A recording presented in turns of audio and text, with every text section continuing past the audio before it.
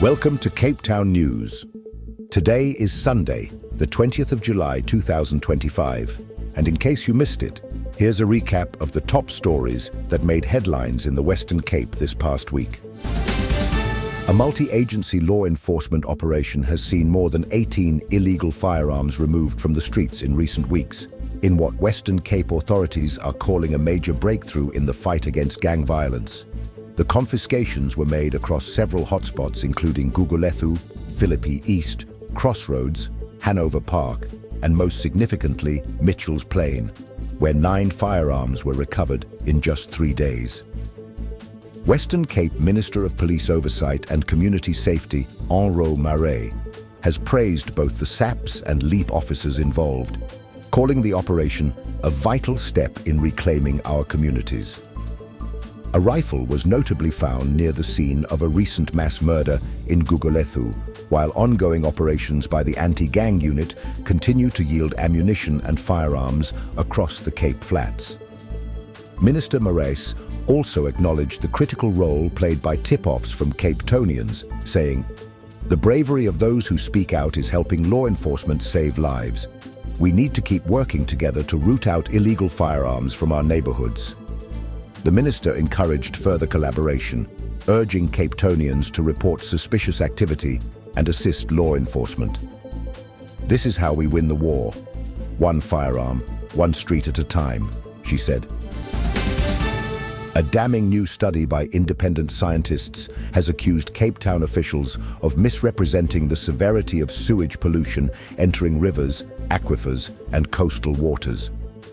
According to the report, more than 40 megaliters of raw sewage is dumped daily into the Atlantic Ocean, while poorly treated runoff flows from informal settlements into both the Atlantic and Indian Oceans. The scientists, who've spent more than a decade tracking contaminant levels, warn that city-funded studies are being used as political tools instead of transparent public health reporting. They allege that critical findings are delayed or diluted, with lab data selectively released to support government narratives. Some were even targeted by fake social media profiles, discrediting their work. The team recommends urgent reforms, including removing political oversight from scientific communications, real-time public access to water quality data, and protecting scientific independence. They call on leaders to confront the reality. The city's aging wastewater systems cannot serve a growing population of over 5 million. In a hopeful step, they acknowledge the city's recent move to reverse the 2021 bylaw banning independent testing in nature reserves. But it's only the beginning, the report states. The public deserves science, not spin. The Western Cape government is facing fierce backlash over a failed infrastructure project that has cost taxpayers more than R500 million without delivering a single completed building. The Dorp Street office development, which was first proposed in 2010 to house the Education Department, has now been formally abandoned after the government deemed it too expensive to continue. During a recent parliamentary Q&A session, MEC Tertius Simmers confirmed that the project was scrapped despite R562 million already being spent. This includes nearly R100 million in land purchases, over R13 million on consultants and studies, and almost R300 million on leased accommodation since 2020. The Good Party's Brett Heron criticised the waste, saying the money could have been used to build permanent offices in communities like the Cape Flats, where infrastructure and job creation are desperately needed. Heron also linked the project to the controversial sale of the Tafelberg school site, whose proceeds were used to fund the now abandoned plan. The Education Department currently spends close to R6 million per month on rented space, while the purchased land and Tafelberg site lie vacant. Critics say the province missed a critical opportunity to invest in long-term social and spatial transformation. The department has yet to confirm a new plan for permanent accommodation. The City of Cape Town has unveiled its Vision 2050 strategy, a sweeping long-term plan to reshape the metro over the next quarter century. Mayor Jordan Hill-Lewis says the initiative is aimed at protecting the city from urban decline while creating a future-fit Cape Town of opportunity. Among the plan's key goals are expanding public transport so that it covers 75% of all trips, ensuring that no Cape Townian spends more than 10% of their income on commuting. The city also aims for 35% of its electricity to come from alternative sources by 2030 and 25% of its water from non-surface sources by 2040. On housing, the city promises to release land for 50,000 new housing opportunities each year, most of which will be developed in partnership with the private sector. A strong focus is also being placed on waste diversion, crime reduction, and infrastructure renewal. Cape Town's 10-year pipeline includes 120 billion rand in infrastructure investment, with 75% of those projects benefiting lower-income areas. The city has also committed to taking over the commuter rail service from national government to revive it as Cape Town's primary mode of mass transport. Public comment on Vision 2050 is open until the 12th of September, with documents available on the city's website and at community information sessions. Western Cape Minister of Police Oversight and Community Safety, Minister Marais, has praised the swift arrest of 2 suspects linked to a brutal mass shooting that rocked Bishop Lavis on Friday, 11th of July. The attack took place around 7:15 p.m. on Dorp Street, where gunmen stormed a home and fatally shot 2 women and 2 men between the ages of 27 and 80. The suspects allegedly fled the scene in a Volkswagen Polo, prompting a rapid response investigation by the anti-gang unit. Within days, 2 23-year-old men were tracked down and taken into custody. They are due to appear in the Bishop Lavis Magistrates Court today. Minister Marais lauded the anti-gang unit detectives for what she called meticulous and determined investigative work, stating the arrests send a clear message to criminals that the law will catch up with you. She also urged the public to continue assisting law enforcement with information that leads to arrests. The Western Cape government has reaffirmed its commitment to supporting SAPs and specialized units in restoring safety to communities affected by gang violence. The investigation remains ongoing as detectives probe links to other criminal networks in the area. Cape Town has once again claimed the crown as the best city in the world, this time for the 7th consecutive win in the prestigious Telegraph Travel Awards. The city beat out global favorites like Seville, Sydney, Tokyo, and Copenhagen, with over 20,000 Telegraph readers casting their votes. The British publication praised Cape Town's unmatched natural beauty, highlighting spots like the Fee and A waterfront, Camps Bay, and the Cape of Good Hope. It also spotlighted the winelands in Stellenbosch and Franschhoek as part of what makes the mother city irresistible. James Voss, the city's mayoral committee member for economic growth, credited the win to Cape Town's focused tourism strategy and global marketing efforts in partnership with Cape Town Tourism. This kind of recognition doesn't just happen, he said. It's the result of serious graft, smart thinking, and a whole lot of local passion. Adding to the city's accolades, Time Out magazine also named Cape Town the #1 city in the world earlier this year, citing high happiness scores, affordability, vibrant neighborhoods, and unforgettable experiences like penguin sightings, historic sites, and East City's buzzing cultural scene. Bryony Brooks of Cape Town Tourism called the back-to-back wins a celebration of the city's unique energy, creativity, and warm-hearted spirit. The Western Cape is set to strengthen its global economic footprint thanks to a fresh partnership with Canada. Premier Alan Winde announced the breakthrough following talks with Canada's High Commissioner Christopher Cooter, who expressed strong interest in expanding bilateral trade, tourism, and investment opportunities between the Western Cape and Canada. Winde emphasized that Canada offers a key strategic market for Western Cape products, particularly in agri-tech, wine exports, and green energy. Kuta praised the province's proactive governance and economic resilience, noting that Canadian investors are increasingly drawn to regions with robust infrastructure and sustainable development agendas. The Canadian delegation highlighted tourism potential too, stating that the Cape's scenic landscapes, culinary excellence, and biodiversity aligned perfectly with what Canadian travelers seek.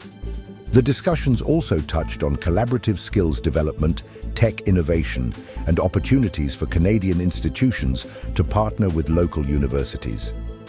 As part of the new ties, a working group will be formed to explore direct air links between Cape Town and key Canadian cities, along with business forums aimed at facilitating market access for local entrepreneurs. Windy described the talks as a vital step towards building global partnerships that bring jobs and growth to the province. Cape Town is ramping up its push for energy independence with a major 200 million rand investments into solar energy projects. The funding forms part of a wider 71.2 billion rand budget allocated to the city's energy directorate over the next 3 years. Alderman Xanthia Limburg, mayoral committee member for energy, confirmed that 183 million rand is earmarked for the small-scale embedded generation program, which enables Cape Townians to feed solar power back into the municipal grid. An additional 75.5 million rand is being directed toward upgrading public and street lighting. Limburg said the goal is to cushion Capetonians from load shedding and reduce reliance on Eskom.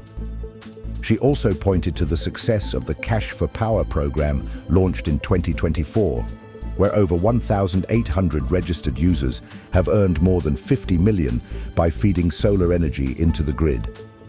Cape Town now boasts the country's most affordable bidirectional meter and a fully digital registration platform for embedded generation.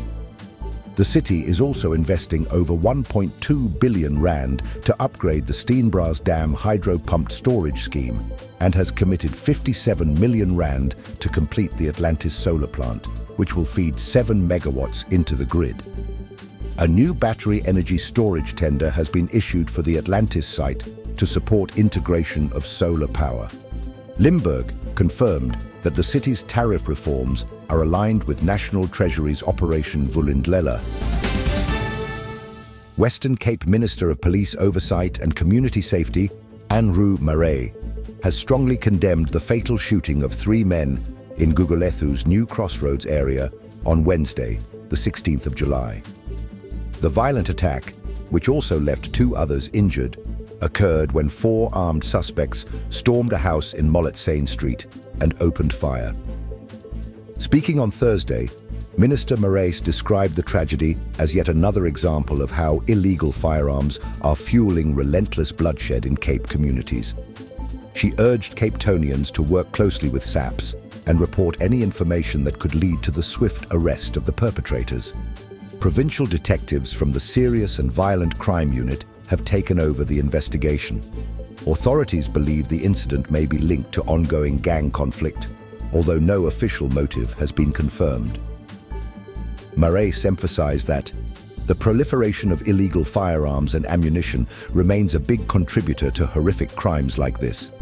I urge the community to support the South African Police Service in their investigation and report any information that may lead to the arrest and prosecution of the perpetrators. This latest act of violence highlights the increasing pressure on the Western Cape's crime prevention strategies and the urgent need for collaborative, intelligence-driven policing in gang-affected areas like Gugulethu. Health officials have confirmed a new Mpox infection in Cape Town, raising concerns of local transmission. The latest case involves a 32-year-old man with no recent travel history, while another unrelated case was also reported in Johannesburg. Neither individual had visited known outbreak zones, according to a report by Smile FM. This development brings the total number of Mpox infections in South Africa to 10 for 2025, with 3 cases located in the Western Cape. The Department of Health is now intensifying its containment strategy, launching a vaccination drive across Gauteng, the Western Cape, and KwaZulu-Natal. Spokesperson Foster Mohale confirmed that South Africa's vaccine stockpile currently stands at 10,500 doses of the Imvanex Mpox vaccine, secured through the Africa CDC and authorized by the South African Health Products Regulatory Authority under emergency protocols. The vaccine is being made available at public clinics, travel health centers, and participating private providers. High-risk groups include individuals with multiple sexual partners, people who've had close contact with confirmed cases, and in select cases, children over 2 and pregnant women. Officials urge Capetonians to monitor symptoms such as fever, swollen lymph nodes, or rash, and to seek medical attention immediately if exposed. The Western Cape Department of Infrastructure marked a milestone this Mandela Day, celebrating 1 year of its now ongoing corporate social investment outreaches. What began as a once-off Mandela Day effort has become an institutionalized program reaching care centers across the province. Led by Minister Marais, the department has spent the past year donating equipment and essentials to schools, elderly homes, and shelters. On Thursday, officials returned to the Cape Town CBD, distributing soup and sandwiches to those in need. The outreach was supported by private partners from the infrastructure sector, who contributed blankets, food, and clothing. For me and my department, serving the people of the Western Cape goes beyond infrastructure. It's about a continuous commitment to serve, said Simmers. He stressed that collaborative efforts between government, private partners, and civil society are vital for building a caring and inclusive province. The DOI's continued outreach demonstrates a broader shift toward long-term social investment rather than once-a-year charity. This aligns with the Western Cape government's goal of delivering not only infrastructure, but meaningful impact in people's lives. Cape Town is once again reeling after yet another mass shooting rocked Harare in Khayelitsha on Thursday night, claiming the lives of 3 men aged 29, 30, and 43. It marks the 4th mass shooting in the city within a week. According to police spokesperson Colonel Andre Trout, SAPS found the victims with multiple gunshot wounds along Entlazane Road. The Serious and Violent Crimes Unit is investigating, but no arrests have been made. This follows Wednesday's gruesome shooting in Gugulethu, where 3 men were shot dead in a bedroom and 2 others wounded. Police believe 4 armed suspects stormed the home. On Tuesday, a 6-year-old boy was tragically killed in Philippi East during another shooting, and last Friday, 4 people aged 27 to 80 were gunned down in Bishop Lavis. The recent surge in violent crime has raised urgent questions about gun control, policing, and community safety in Cape Town's most vulnerable neighborhoods. Cape Town is waking up to a cold and breezy start.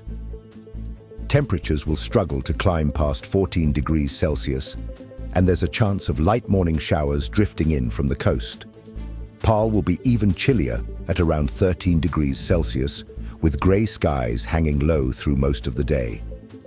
In Stellenbosch, there may be a few brighter breaks in the cloud, but it'll still be a crisp 15 degrees Celsius at best. Coastal winds are picking up. Expect gusts of up to 30 kilometers per hour from the southwest, so if you're heading near the ocean, dress warm and secure those hats. The sea will be restless, with swells reaching 3.2 meters and a rolling period of 11 to 14 seconds, so it's not the best day for small boats or swimming.